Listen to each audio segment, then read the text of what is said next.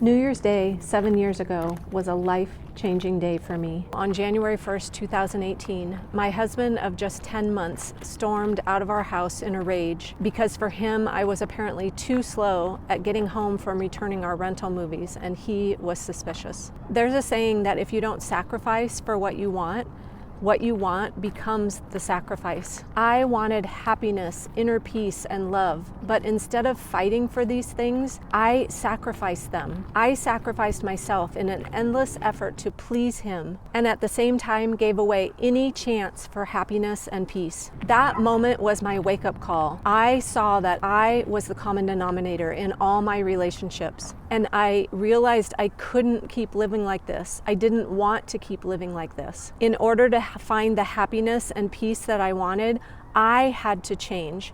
I had to reinvent myself. That's what this video is about. 25 simple ideas for you if you're in a place of something needing to change. You don't have to be in a toxic marriage like I was, and nothing needs to be wrong for you to want something better in your life. I'm sharing things I've done over the last 7 years and that worked for me. Take what resonates with you and leave the rest. This is not meant to be a checklist. So to not make this video 30 minutes long, I have a list that I made of the things that I did to reinvent myself. And I want to share them with you. I'm not going to go into much detail on any of them, and I'm going to mostly read them because I can't remember. It truly is a full page. If you want me to go in any deeper on any of these that I bring up, let me know in the comments, and I would be glad to create a video going into deeper detail on any of these that I talk about. These are things that I used and did to reinvent myself after getting myself into my third marriage that lasted only 10 months before he stormed out, and then just 2 years later actually getting fired from my job. So that's a culmination of 7 years of really working on myself and diving deep and doing what I can to master my life and make myself a better version of myself every day. The first one is to learn to value yourself. Get curious about who you are, and get curious about what stories are you still telling yourself, and where did those stories come from? Stories that don't serve you, that you're just carrying because maybe they were told to you when you were young. Another thing that's really important to change your life is to change your self-talk. This is vital in changing how you see yourself. And along with that goes to learning about your subconscious mind. Understand that you can rewire it. It can change. You can teach yourself new behaviors and new beliefs and new powerful self-talk instead of the negative self-talk that maybe you grew up with or experienced in an unhealthy relationship. Along with that is learning the power of the words I am. Whatever follows the words I am is what you believe yourself to be. So if you say, I am lazy, I am not confident, I'm not smart, I'm not motivated, I'm not, you fill in the blank. Those negative things, you are telling your subconscious mind that that's what you believe yourself to be. And your subconscious mind can only do what you tell it. It does what you tell it is most important. So the words that you repeat to yourself are what the subconscious mind believes is important. Make a list. Take a piece of paper and make a list of everything that you want to be. Create an alter ego for yourself. Who is this person that you strive to be? Who do you dream about yourself being? And create that list and start working toward that every day. Little steps every day. Along with that goes make a list of all your accomplishments. There are things that you have accomplished in your life, but we tend to focus on the negative, right? We are negatively biased, so it's natural for us to focus on the negative.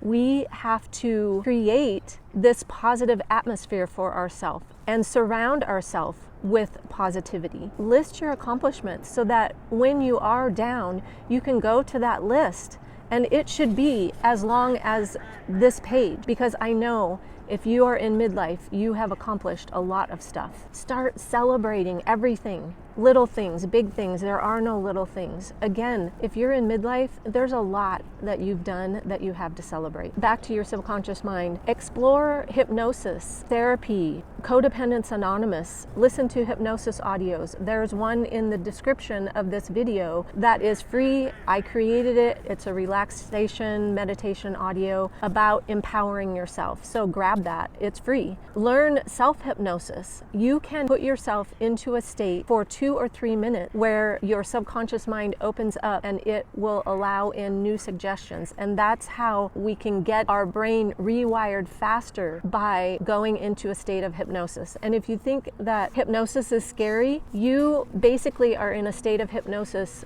sometime, usually every day. If you have ever driven down the road and missed your turn because you were so deep in thought, that is basically a relaxed state of mind that is just like hypnosis. Again, if you'd love me to do a separate video on any of these, please comment. I would be glad to do that for you. I know a lot of people have these misconceptions about what hypnosis is and that it's a scary thing, but it has changed my life. Another thing that I did was I stopped focusing on what others think, what they thought of me, or what I should do, or who I should be. And I stopped comparing myself to other people.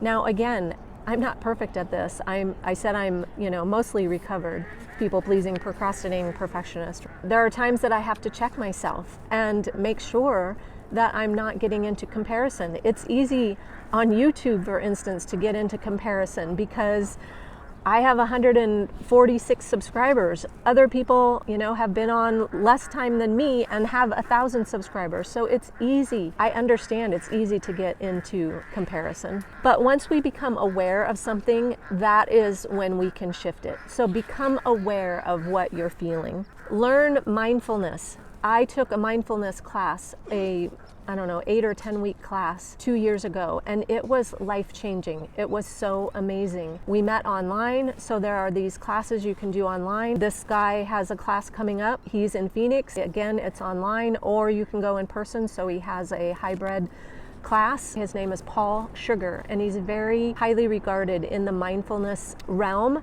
So look him up and take a mindfulness class. We can always be more aware of who we are, and by becoming more aware of who we are, we can create the version of who we want to be more easily. Do one thing that you've been putting off. Maybe that's a doctor's appointment that you've been putting off because you're afraid to go. Maybe you want to travel somewhere. Book the trip. Go. You will meet people. You'll meet friends. I have traveled so much since 2018, and most of the time I traveled alone to a destination where I was meeting up with people, but sometimes it was people that I didn't know. And so take a chance, travel alone if that is what you would like. Okay, I have a few lists you can make. And again, take what serves you of what I'm giving you and let the rest go. If it lands with you, great. If it doesn't, great. Don't try and do it all, right? This has been over 7 years that I've built this list of things that I have done and tried and used to reinvent my life. So one list is to make a list of everything that you are avoiding. What things are you avoiding? A couple of months ago, I made a list of things that my clients come to me and tell me that they're afraid to do or that they're avoiding, like speaking up for themselves, or telling someone that they hurt you, or avoiding getting separated or divorced because they're afraid to be alone. It doesn't have to be that severe, but we avoid a lot of things. We try to avoid judgment, so therefore we don't act authentically. There are so many things that we sometimes unconsciously try to avoid. So if you can open up your mind, what things are you avoiding? And once you see it in black and white, then you can do something about it. But when it's in your blind spot and you're not even aware, there's nothing you can do about it. Another list to make is list everything that you're tolerating. And maybe you wonder, well, how do I know if I'm tolerating it? You know by how you feel or what triggers you. If something triggers you, you get upset, you're resentful, you're frustrated, you're exhausted, then you are tolerating something. And what is that thing that you're tolerating? Just pay attention to how you feel. We should be living most of the time in inner peace. But we're so used to stress being the norm, that we don't realize that we're tolerating crap that we were never put here to tolerate. We weren't put on earth. We are not living our life to tolerate stuff. So what are you tolerating? We're gonna have to walk and talk because I'm getting chilly sitting there. And I know for all of you watching this living in Canada or a snowy area on December 31st, to be able to sit outside at 5 p.m. is when it's was 73 degrees today is like unheard of, right? But I get chilly easily. So another list, make a list of everything you hate about yourself. I know this sounds counterintuitive, like why would I want to list out what I don't like about myself? And if hate is too strong of a word for you, then make the list of things that you would prefer to be different about yourself. Again, so many times we try to avoid stuff, and so we avoid these things that we don't like about ourselves. But when we avoid them, then we're never compelled to do something about them. We just are suppressing them instead of facing them, and seeing it in black and white will help you do that. Write down, make another list, write down everything that you fear happening. In midlife, a lot of times now maybe we fear parents dying or our spouse leaving or losing our job or not being able to find a place to live or not. Okay, I've been recording too many videos. My phone storage, as I'm out here recording, got full, so I had to delete some stuff quickly. Okay, make a list of what you fear happening in your life, everything you can think of, and then write down how you feel when you believe that that will happen. How do you feel about that? Then write down what evidence do you have that it will happen. Another thing that you can do to reinvent your life is to feel happier. And you know the secret to feeling happier? Deciding to be happy. Choose to be happy. It doesn't necessarily come automatic. We have to choose it. Again, we are programmed to go toward the negative. We're negatively biased. So many times we have to decide to be happy. Let go of the past. When we hang on to the past, it just runs and ruins our life. There's nothing we can do about it. And the past does not make you who you are. So let it go. Get rid of everything toxic in your life. This includes a lot of stuff, from chemicals that you're using, food that you're eating. There is so much toxicity in especially packaged food. So be careful of what you're putting into your body, because that's how our body survives. That's how it lives, is off of what you feed it. News is very toxic. We can have people in our life that are toxic. So pay attention to what toxic things you're allowing in your life. Another list for you. Take a piece of paper, put a vertical line down the center of the page, and on the left side, write down everything you can control in your life. On the right side, write down everything that you can't control. And really look at that list and be honest with, is this something that I'm trying to control that I really can't? That may be eye-opening for you to list things that you can and cannot control. The left side will be probably very small. The right side will be much larger. Know your values. Many women that I talk to do not know what truly they value in their life. They've never sat down and thought about it. So know your values. Make a list. Dr. John DeMartini has a values assessment on his website that is free. It is amazing. So find something where you can figure out truly what you value in your life. Those are the areas where we want to focus the majority of our time. But I find that when we don't know what we value, then we put our time and energy to things that we truly don't value. And then we get exhausted and resentful and wonder why life isn't like we want it to be. let go of perfectionism. The meaning of imperfect is actually not what we think. This helped me so much. And this was something I just discovered last year. We think that it means flawed, right? And that something needs fixed if it's not perfect. What imperfect actually means is not complete. So I'm okay with being imperfect, because if I was complete, that means my life is over. Examine how much you are trying to be perfect, and is that really what you want? Do you want your life to be done?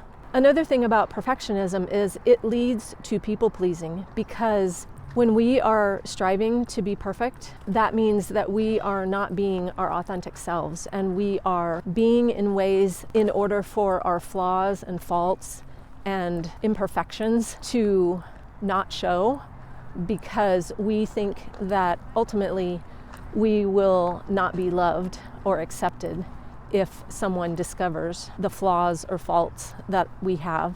Explore your BS, your blind spots. Many times you need help with exploring them. They're called blind spots for a reason, right? We don't know what they are. So find someone, a coach, a mentor, a therapist who can help you see your blind spots. Oh, this is a good one.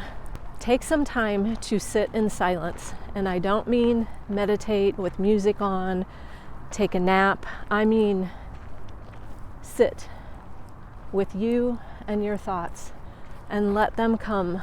I spent 10 hours in Costa Rica in silence on a retreat I was on. Didn't know that it was part of the agenda. It was an amazing, amazing experience. And maybe I'll do a video about that sometime, what came out of it. 10 hours in silence. A lot came out in my mind. Redefine the word selfish. Selfish does not mean, just like imperfect doesn't mean what we think or have been led to believe that it means. So redefine the word selfish. This goes along with making a list of everything you're tolerating. Figure out what are your non-negotiables.